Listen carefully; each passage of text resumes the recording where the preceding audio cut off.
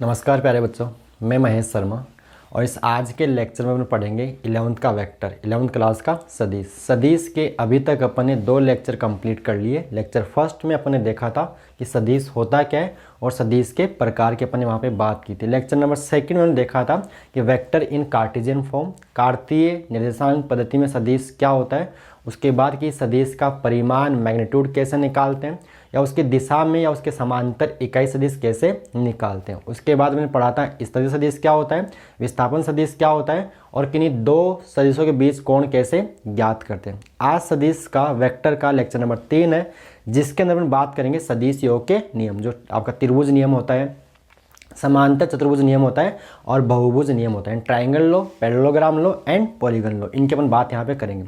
तो सबसे पहले तो बात करते हैं सदिश योग। 2 सदिशों को जोड़ने पर जो आपको आंसर मिलता है उस आंसर को अपन बोलते हैं परिणामी, रिजल्टेंट। इंग्लिश में बोलते हैं रिजल्टेंट और हिंदी में इसको बोलते हैं परिणामी। यानी 2 सदिशों को जोड़ने पर जो आंसर है उसका नाम है परिणामी और वो परिणामी एक सदिश होता है। क्या होता है? यानी 2 सदिशों को जोड़ने पर आपको एक सदिश मिलता है और समान भौतिक राशियों को निरूपित करने वाले सदिशों को अपन जोड़ सकते हैं। अब जोड़ने के कुछ नियम है। पहला त्रिभुज नियम, समांतर चतुर्भुज नियम और बहुभुज नियम। मैंने पहले बोर्ड पे इनके स्टेटमेंट्स कथन पहले लिख दिए, जिससे थोड़ा सा टाइम बच जाएगा। इनको अपन 1 बाय 1 समझते हैं यहाँ पे।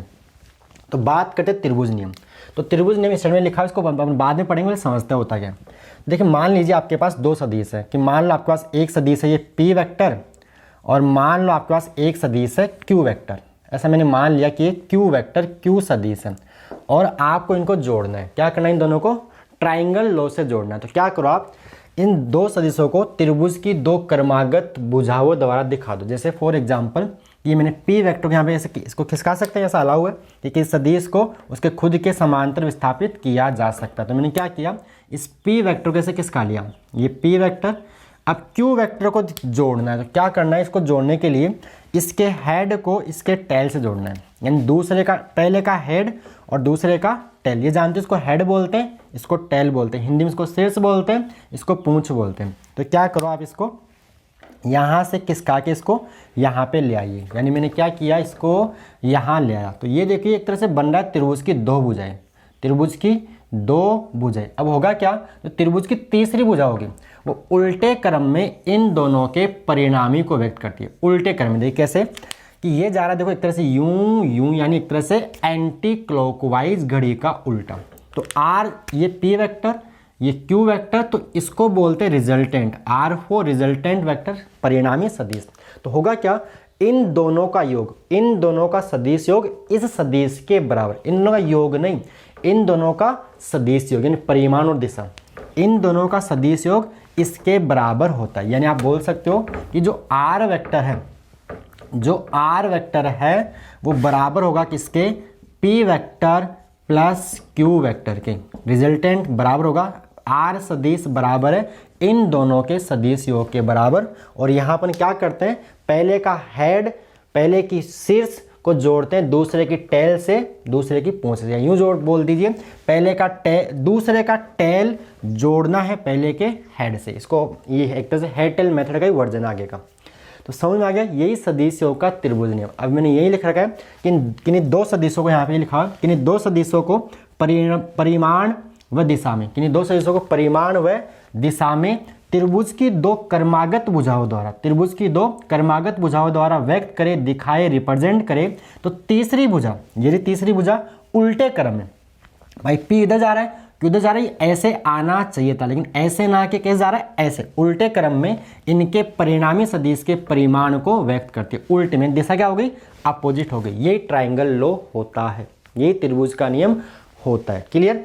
तो ये मैंने यहाँ लिखा हुआ है, इस नियमानुसार किन्हीं 2 सदिशों को परिमाण व दिशा में त्रिभुज की 2 क्रमागत, जो सीरियल से आ रही है, क्रम से आ रही है, ऑर्डर से आ रही है, क्रमागत भुजाओं द्वारा व्यक्त करे। तो त्रिभुज की तीसरी भुजा विपरीत क्रम में इन दोनों सदिशों के परिमाण को व्यक्त करती है। दिशा कहाँ हो गई, विपरीत क्रम में। तो ये आपका triangle law of vector addition होता है। क्लियर? आई होप आपको ये बात समझ में आ गई होगी।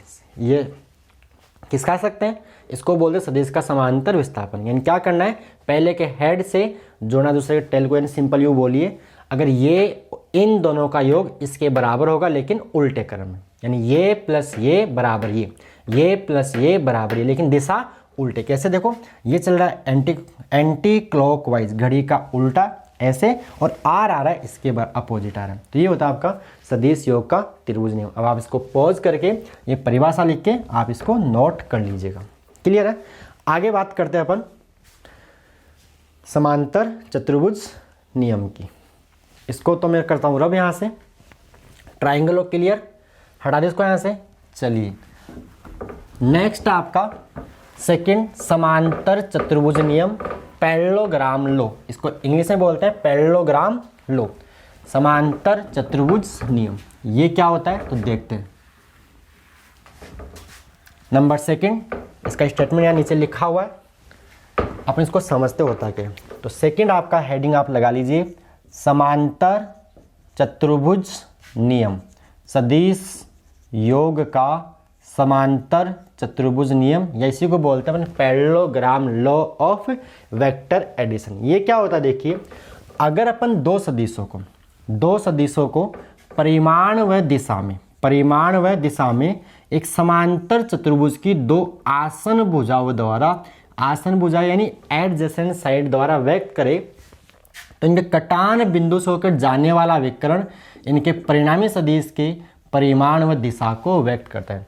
पहले बात तो आसन भुजाएं क्या होती है, जैसे मान लो आपके पास समांतर चतुर्भुज है, तो समांतर चतुर्भुज आसन भुजाएं उनको बोलते हैं जिनमें एक पॉइंट कॉमन, जैसे ये भुजा और ये भुजा आसन भुजाएं एडजेसेंट साइड, ये भुजा और ये भुजा आपस में आसन भुजाएं, क्योंकि इनमें ये पॉइंट क्या है कॉमन है, ये भुजा और ये भी क्या है आसन, क्योंकि इसमें एक पॉइंट क्या है कॉमन है। इसको अपन बोलते हैं आसन भुजाएं एडजेसेंट साइड, इंग्लिश में बोलते हैं एडजेसेंट साइड। क्लियर? तो ये है कि अगर दो सदिशों को परिमाण व दिशा में एक समांतर चतुर्भुज की आसन भुजाओं द्वारा व्यक्त करे, तो इनके कटान, जहाँ पे काट रही, इनके कटान बिंदु से होकर जाने वाला विकर्ण इनके परिणामी सदिश के परिमाण व दिशा को व्यक्त करता है। यही नियम आपका समझ में आया? तो मैं क्या करता हूँ, एक बार ट्राइंगल पहले समांतर चतुर्भुज ढंग से बना देते हैं अपन, जिससे आपको डायग्राम सही दिख जाएगा। तो मैं बनाता हूँ पहले एक समांतर चतुर्भुज, कि मान लीजिए अपने पास ये कोई एक समांतर चतुर्भुज है। अब मैंने क्या किया, दो सदिश, एक पी वेक्टर और एक मान लो क्यू वेक्टर, तो ये दिखा दिया मैंने पी वेक्टर और ये मैंने दिखा दिया क्यू वेक्टर। कैसे? समांतर चतुर्भुज की दो आसन भुजाओं द्वारा, और इनके बीच कोण मान लेते थीटा, और थीटा पर निकालते कैसे, टेल से टेल जोड़ के कोण देखते हैं इनके बीच में। इन दोनों की टेल को टेल यानी पूंछ से पूंछ मिलाने के बाद इनके बीच में कोण अपने कितना मान लिया थीटा। तो मैंने क्या किया कि दो सदिश है, परिमाण योग है इसका और दिशा इस भुजा के अनुदिश, ठीक है। परिमाण ये इसका और दिशा ये होगी, इसका परिमाण होगा ये और दिशा होगी ये। यानी क्या किया अपन ने, दो सदिशों को परिमाण व दिशा में समांतर चतुर्भुज की दो आसन भुजाओं द्वारा दिखा दे अपन, ऐसा लिख दे, तो इनके कटान बिंदु से यहाँ से जो विकर्ण जा रहा है इसको अपन क्या बोलते हैं, विकर्ण।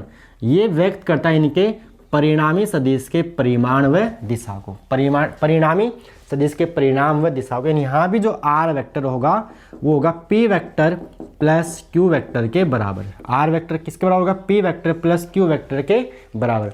कहीं ना कहीं ये त्रिभुज नियम का ही वर्जन आगेगा। कैसे देखिए आप, सिंपल अगर मैं मैथ्स की बात करूं तो समांतर चतुर्भुज अपन उसको बोलते हैं जिसकी आमने सामने की भुजाएं बराबर हो और क्या हो, समांतर हो।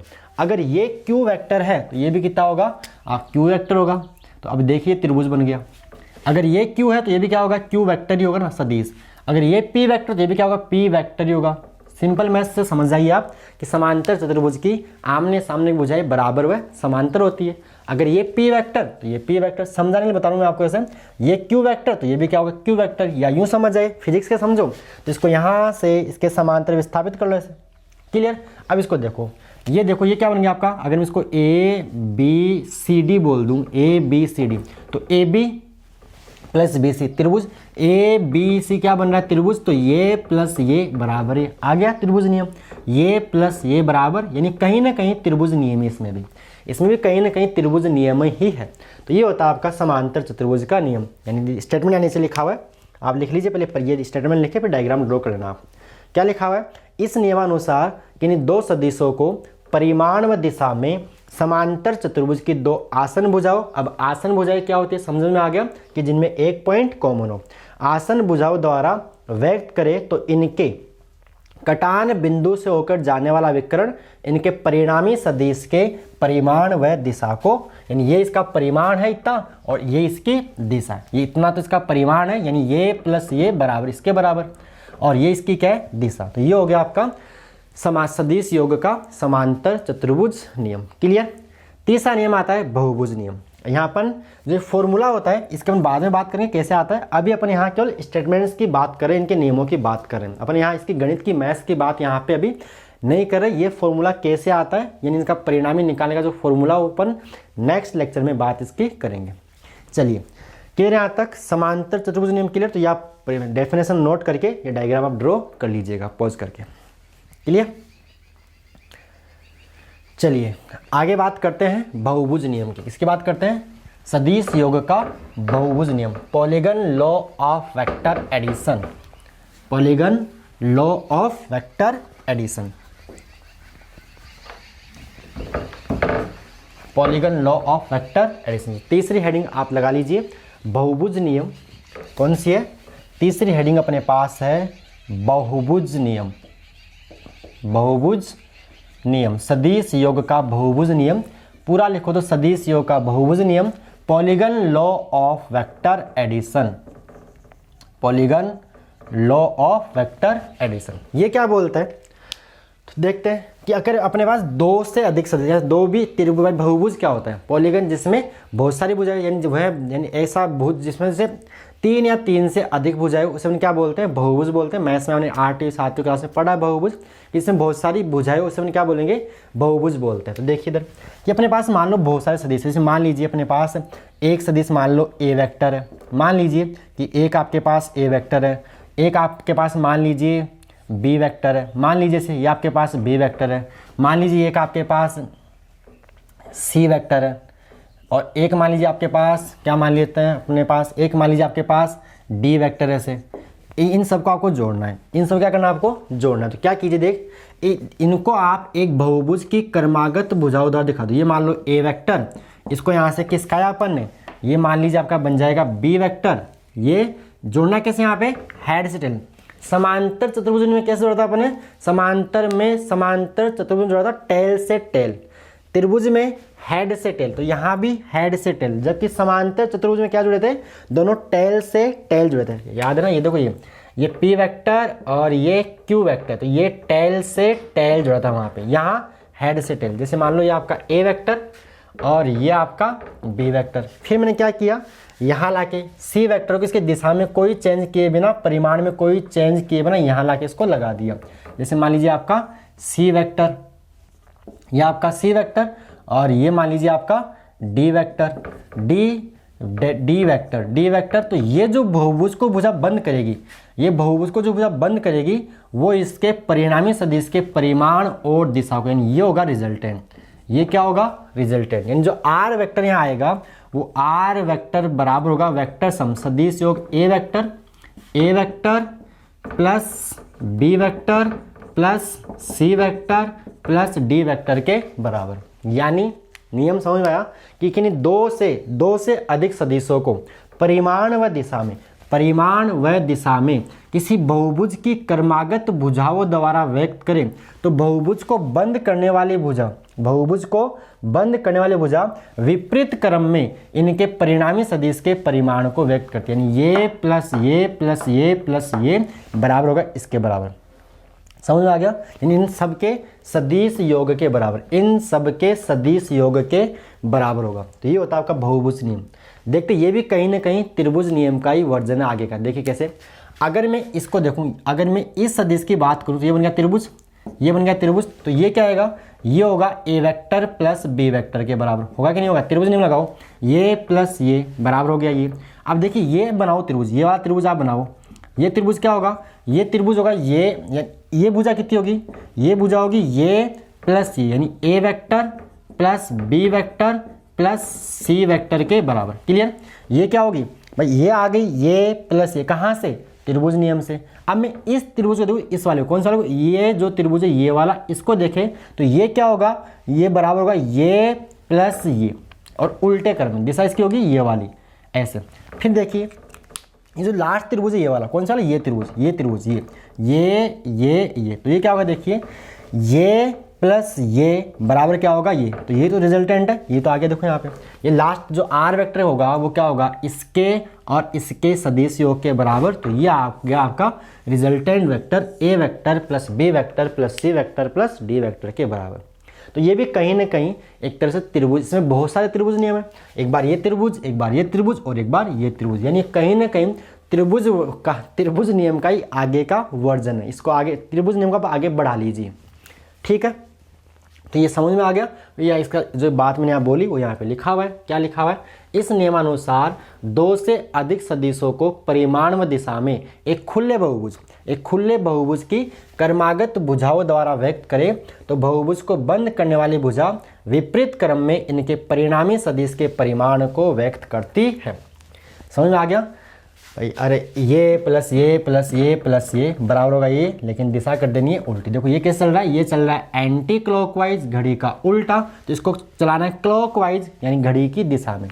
ये प्लस ये प्लस ये प्लस ये सबका सदिश योग बराबर इसके, लेकिन दिशा इनके उल्टी। भाई देखो ये कैसे आ रहा है, ऐसे नीचे जा रहा है, तो नीचे ना जाके इसका दिशा एरो देखिए कहाँ जा रहा है, ऊपर। तो ये होगा आपका सदिश योग का बहुभुज नियम। इसमें यानी इसमें बहुत सारे त्रिभुज नियम लग गए, ये त्रिभुज ये त्रिभुज ये त्रिभुज, क्लियर।